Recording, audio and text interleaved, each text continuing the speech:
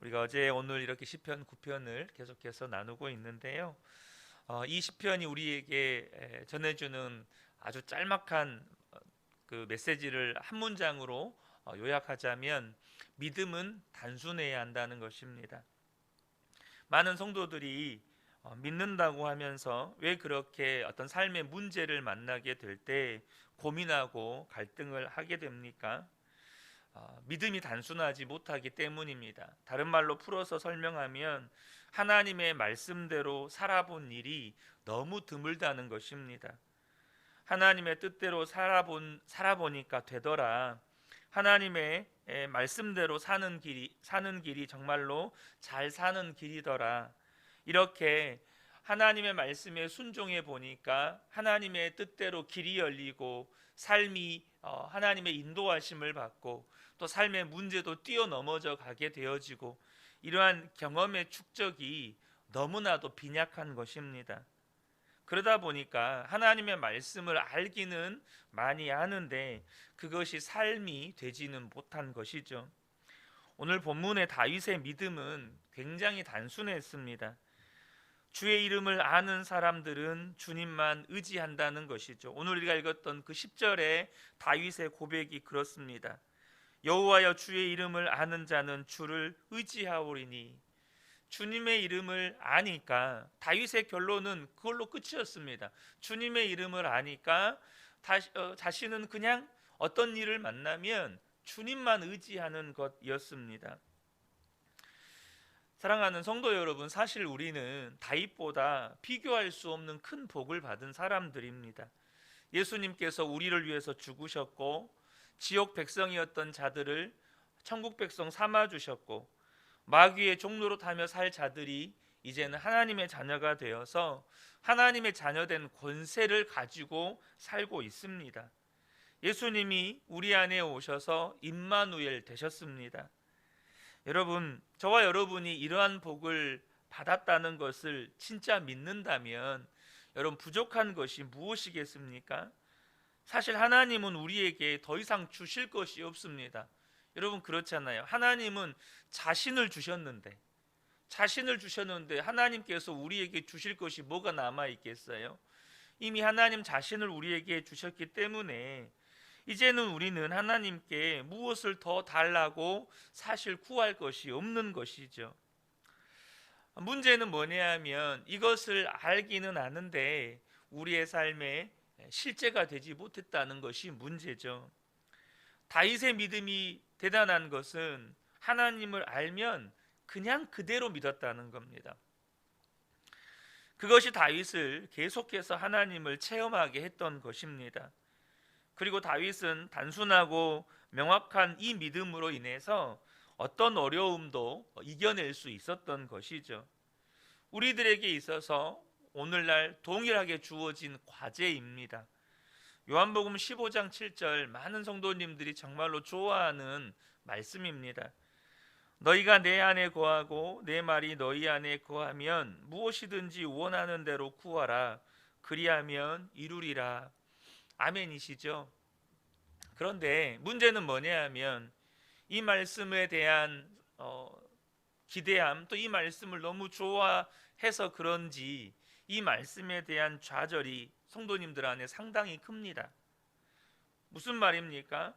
실제로 구해도 안 이루어 주신 게 너무 많아요. 하나님 앞에 구한 건 정말 많은데 안 이루어 주신 게 너무 많아요.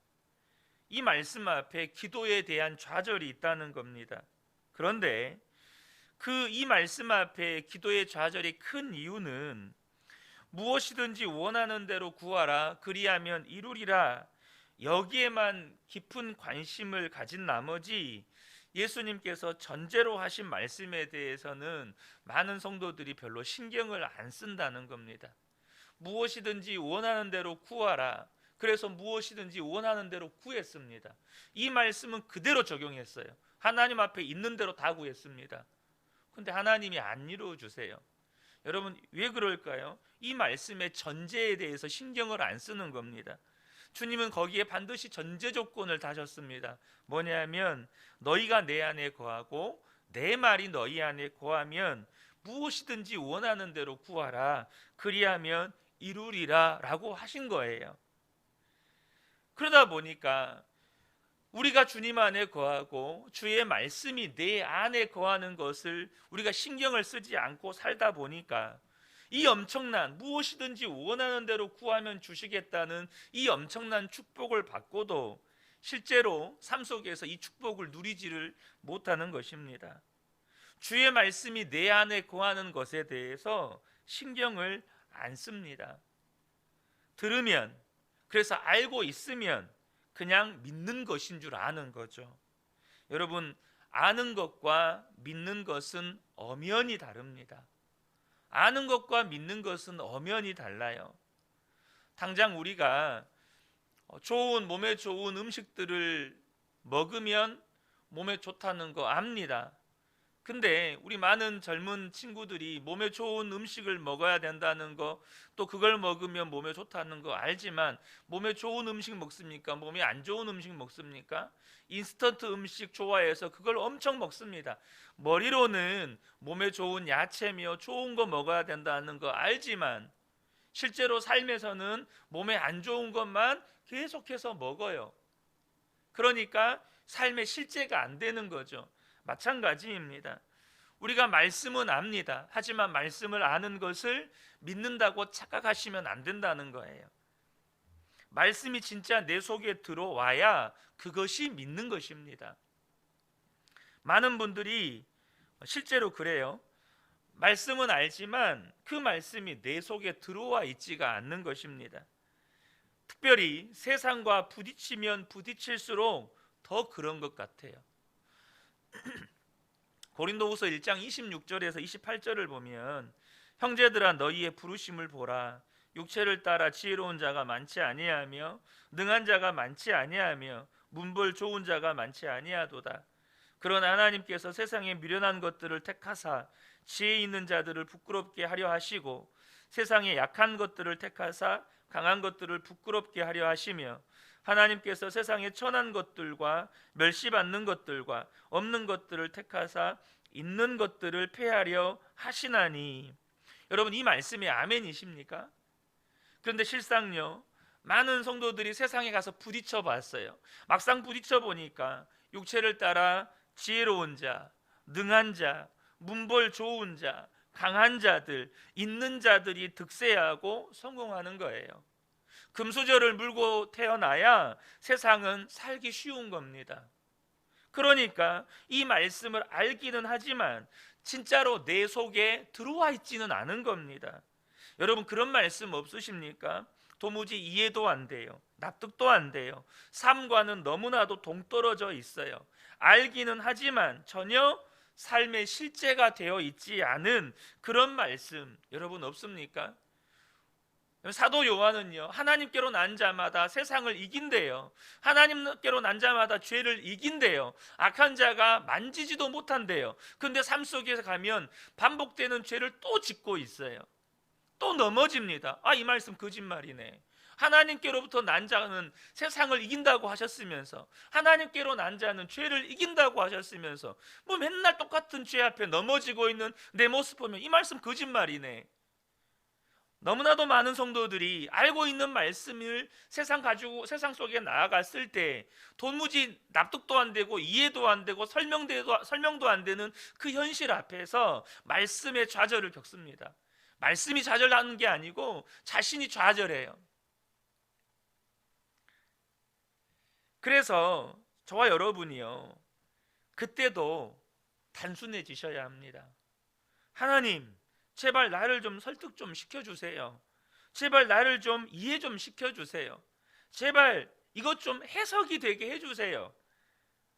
그렇게 때를 써도 여러분, 하나님이 침묵하실 때 없던가요? 하나님이 아무런 말씀을 안 하세요. 그냥 침묵하시는 거예요. 도무지 말씀은 이러한데 삶은 말씀과 너무나도 동떨어져 있고, 그래서 말씀에 아멘이 안 돼요. 솔직하게 뭐 입술로는 분위기상 아멘 하지만 속으로는 뭐가 그럽니까? 하나님, 전혀 안 그렇던데요. 속에서는 이런 생각을 품고 있어요. 그 말씀 가지고 하나님 앞에 씨름도 해봤어요. 근데 하나님은 여전히 침묵하세요. 왜 그럴까요? 왜 하나님 그렇게 하실까요? 하나님께서는 그때 우리에게 진짜 요구하는 게 뭐냐면 바로 단순한 믿음을 요구하시는 것입니다.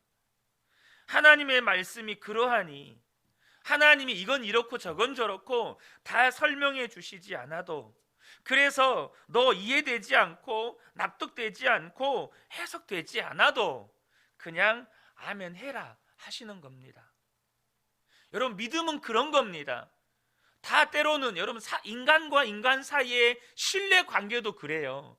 때로는 다 말로 설명해 주지 않고, 때로는 그 사람에게 하나하나 다 설명해 주지 않아도 왜 그 사람이 그러했는지, 당연히 나를 사랑해서 그렇지, 당연히 나를 위해서 그렇지. 여러분, 부모가 자녀에게 무언가를 해줄 때 일일이 다 설명하고 해줍니까? 물론 자녀의 교육적인 측면에서 때로는 설명이 필요하고 이해가 필요하고 자녀를 설득시키는 게 필요하죠. 그런데 여러분, 자녀들과 관계에서 항상 그렇게 하셨습니까? 모든 일을 다 설명하면서 자녀들에게 그렇게 무언가를 하셨나요?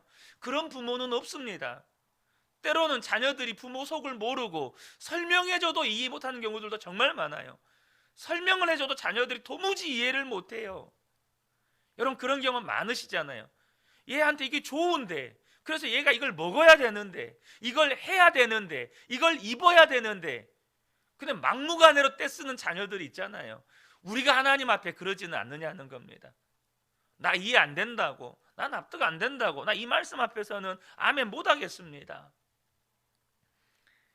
그때 하나님이 우리에게 요구하시는 게 그래도 아멘 해. 이 말이 뭐죠? 그래도 먹어. 그래야 네가 살아. 어렸을 때 여러분, 엄마들이 감기약 먹일 때, 그때 저희 때는 그 가루약, 엄청 쓴 약. 그래서 저 어렸을 때 어머니가 그렇게 먹였던 것 같아요. 설탕물 한 숟가락 가루에 거기다가 타가지고 먹이고, 그 다음에 설탕물 먹이게 하시고. 왜냐면 너무 쓰니까 그렇게 안 먹으려고 애를 썼던 것 같아요. 근데 엄마는 어떻게든 먹이잖아요. 그래야 사니까 그냥 먹어. 그래야 네가 살아. 하나님이 저와 여러분에게 때로는 그렇게 단순하게, 진짜 단순한 믿음을 요구하신다는 거예요. 여러분, 믿음은 단순한 겁니다. 그리고 그 단순한 믿음이 세상을 이기는 겁니다. 우리의 문제는 말씀을 건성으로 듣는다는 거예요. 사무엘상 15장을 보면 하나님께서 사울 왕에게 아말렉을 치라고 명령하시는 내용이 나옵니다. 사무엘 선지자를 통해서 이 사울 왕에게 지시하세요. 아말렉과 전쟁할 때 내가 너를 이기게 해줄 테니까 너는 모든 것을 진멸해라. 짐승조차 하나 남기지 말고 다 진멸해라 라고 말씀하셨습니다. 이 아말렉은 하나님과 하나님의 백성을 대적하는 이 마귀에게 쓰임받던 민족이었습니다. 그런데 사울 왕이 하나님의 말씀을 건성으로 듣습니다. 사울 왕은 전쟁에서 승기를 잡자 딴 마음을 품기 시작했어요. 자신의 공적을 백성들 앞에서 드러내고 싶은 거예요. 그래서 아각 왕을 생포해 옵니다. 또 하나님께 제사를 드린다는 명목으로 엄청난 소떼와 양떼를 끌고 옵니다. 전쟁에서 승리했어요. 수많은 전리품이 있어요. 사울 왕은 의기양양해서 돌아옵니다. 그리고 자기를 맞이하러 오는 사무엘 선지자를 만났습니다. 이 사울 왕이 사무엘 선지자에게 달려가서 기쁜 소식을 전해주는 겁니다. 사무엘상 15장 13절에 사무엘이 사울에게 이른즉 사울이 그에게 이르되 원하건대 당신은 여호와께 복을 받으소서 내가 여호와의 명령을 행하였나이다. 여러분, 이 말을 들은 사무엘 선지자는 마음이 무너지는 것 같았습니다. 하나님께서는 사울 왕을 버리신다고 하셨어요. 그런데 사울 왕은 신나서 당신은 여호와께 복을 받으소서, 내가 하나님의 말씀에 다 순종했습니다, 이러고 있는 거예요. 그런 사울 왕을 보니 하나님께서 왜 사울 왕을 버리셨는지를 알겠는 거예요. 사울 왕이 하나님의 말씀을 가벼이 여기고 말씀에 불순종해 놓고도 눈앞에 전쟁의 승리에 취해서 정말로 중요한 하나님의 말씀에 불순종했다는 것도 모르고 너무 신나하는 거예요. 너무 좋아하는 거예요. 사무엘 선지자가 사울왕에게 소리를 치며 말합니다. 14절에 그러면 내 귀에 들려오는 이 양의 소리와 내게 들리는 소의 소리는 어찌 됨이니까. 19절에 어찌하여 왕이 여호와의 목소리를 청종하지 아니하고 탈취하기에만 급하여 여호와께서 악하게 여기시는 일을 행하였나이까. 여러분, 이 말을 들었다면 어떻게 반응해야 합니까? 뭐 두말할 것도 없지요. 제가 잘못했습니다. 제가 하나님의 말씀에 불순종했습니다. 이래야 되잖아요. 근데 20절에 보면 사울이 사무엘에게 이르되 나는 실로 여호와의 목소리를 청종하여. 두 번 거듭해서 나는 하나님의 말씀에 순종했습니다. 자기는 하나님의 말씀대로 잘했다는 거예요. 물론 사울이요, 전쟁을 건성으로 치렀겠습니까? 가서 치열하게 싸웠겠죠. 목숨이 오고 가는 전장에서 얼마나 치열하게 목숨 걸고 싸웠겠어요. 여러분, 그러지 않겠습니까? 또 그 전장에서 죽어가는 자기의 군인들을 보면서 또 얼마나 한쪽으로는 두려움도 들고 마음이 무너지는 일도 있었겠죠. 여러분, 내가 얼만큼 치열하게 살았냐, 내가 얼만큼 목숨 걸고 최선을 다했냐, 이걸로 내가 하나님의 말씀에 순종했냐 순종하지 않았느냐를 판단하시면 안 돼요. 내가 얼마나 열정적이었냐, 내가 얼마나 열심이었냐, 내가 얼마나 목숨을 걸었냐, 이것이 내 말씀에 순종함의 기준이 아니라는 겁니다. 이것이 오늘날을 살아가는 많은 성도들의 영적인 실상일 수 있어요. 세상에 나갈 때 건성건성 사는 사람 어디 있습니까? 얼마나 열심히 최선을 다해서 직장에서 어떤 성과를 내려고, 사업을 하면 어떤 성과를 내려고, 또 시험에 합격하기 위해서 우리 자녀들 얼마나 피 터지게 공부합니까? 근데요, 착각하시면 안 된다는 거예요. 내가 얼만큼 치열하게 피 터지게 열심히 살고 있는가로 내가 하나님의 말씀에 순종했는가 순종하지 않았는가를 판단하시면 절대 안 된다는 겁니다. 그렇게 돼버리면 내가 하나님의 불순종하고 있으면서도 무엇을 불순종했는지 무엇을 잘못했는지를 모르는 거예요. 하나님의 말씀 어디를 잘못 살고 있는지를 모르는 겁니다. 나도 최선을 다해 살고 있는 거야. 어떻게 더 하라고 그래 여기서. 이만큼이라도 하면 잘한 거지. 그렇게 생각하며 사는 겁니다. 사울왕만 그러는 게 아니라는 거예요. 여기에서 우리에게 정말 필요한 게 무엇인지가 명확해집니다. 여러분, 하나님의 말씀을 절대 건성으로 들으시면 안 됩니다. 하나님의 말씀을 그냥 스쳐 지나가는 이야기로 들으시면 안 돼요. 그렇기 위해서 우리 안에 두 가지가 필요합니다. 오늘의 말씀의 결론인데요, 첫 번째는 하나님, 제가 하나님의 말씀대로 살겠습니다라는 결단입니다. 여러분, 하나님의 말씀대로 살고자 하는 결단이 없는 사람은 하나님의 말씀을 주의 깊게 절대 듣지 않습니다. 주님 말씀하시면 내가 순종하겠습니다 라는 결단이 없는 사람은 어떤 하나님의 말씀을 듣거나 읽을 때 건성으로 듣고 건성으로 읽게 됩니다. 마음에 새기지를 않아요. 또 한 가지, 말씀에 순종하게 하시는 이는 오직 예수 그리스도십니다. 내 힘으로 순종하는 거 아닙니다. 그러므로 저와 여러분에게 필요한 건 날마다 주님 바라보고 사는 겁니다. 주님이 일하실 수 있도록, 주님이 나를 통해서 내가 말씀에 순종케 하시는 거지 내 힘과 노력과 열정으로 순종하는 거 아닙니다. 사랑하는 성도 여러분, 저와 여러분이 오늘 하루를 살아갈 때 단 하루를 살더라도 하나님의 뜻대로만 살게 되시기를 축복합니다. 하나님의 말씀에 순종하기로 결단하고 오늘도 내 안에 계신 예수 그리스도만을 바라보기로 결단하면서 주님 바라보고 살 때 내 삶에 말씀의 순종의 열매들이 맺어지는 겁니다. 어느 목사님이 그러셨대요. 말씀을 읽으면 읽을수록 부담되는 말씀이 너무 많아서 너무 괴로우니까 그 말씀을 칼로 다 오려냈대요. 이 말씀 너무 부담된다. 오리고. 실제로 그렇게 했대요. 그런데 나중에 보니까 말씀이 너덜너덜 걸레가 돼 있더래요. 그때에서야 비로소 자신의 삶도 이렇게 너덜너덜 걸레가 돼 있다는 것을 성령님께서 깨우쳐 주셔서 하나님 앞에 꼬꾸라져서 회개하셨다는 거예요. 근데 저와 여러분도 또한 말씀을 들을 때 마음속으로는 그 말씀을 오리고 있지 않느냐는 거예요. 저 말씀은 너무 부담된다. 저 말씀은 뭐 목사님이나 선교사님들이나 뭐 사역자들이나 저렇게 사는 거지, 우리가 그렇게 말씀을 오려내고 있지 않느냐는 겁니다. 사랑하는 성도 여러분, 성도는 오직 순종이 살 길입니다. 말씀대로 살아야 삽니다. 그러려면 우리의 믿음이 단순해지셔야 돼요.